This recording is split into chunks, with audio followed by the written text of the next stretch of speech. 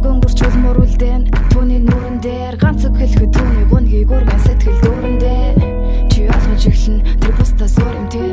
Гэхдээ чи ойлгоогүй байна тэр болцор ганц тийм тэр цэцэг биш тэр зүгээр амьдралыг гэрэл төвлөх нарын хэцүү биш ямар сайхныг нь хэлээд өгөөж та нар түүнээс илүү зүйлийг харж байсан уу өөр ямар цаг хугацаа их амшигтай зүйлийг арай удаанаар бүгд утуунэл түүнийг толон уулын цаадах хүнийг харцаар ч мэдэж барьцаар ч мэдэж чадах хүмүүнийг зүгээр л хайрл түүнийг толгоо гагарсан ч малгайн дотроо гэж бодон нэг тэр хэнэж дуулж чадаагүй доо тэр хэнэж найруулж чадаагүй кино зурж оноод үн тань гинээр өгсрэгэн дараа өсрэгэн бараг тэсрэгэн халасаар чин хэсэгэн тэг чи тэсэхгүй галасаа балгараад явдаа өөжөдөж журтаа тавьда тэр уйлаад үлдсэнүүд нь надамсан чи зэж эргэж чадахгүй ата тэр аль хэдийн гэрээсээ гарсан чиний хүн түүний зүрхний чимээгүй гэхдээ тэр маш чимээгүй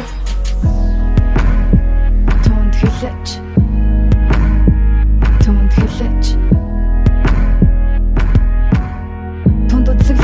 гэдгийг хэлээд өгөөч юм уу сэ. Бидний ээж, бидний эгч, бидний хайртай бүсгүй, бидний дүүнер, бас найзууд тэд бүгд эмэгтэй хүмүүс.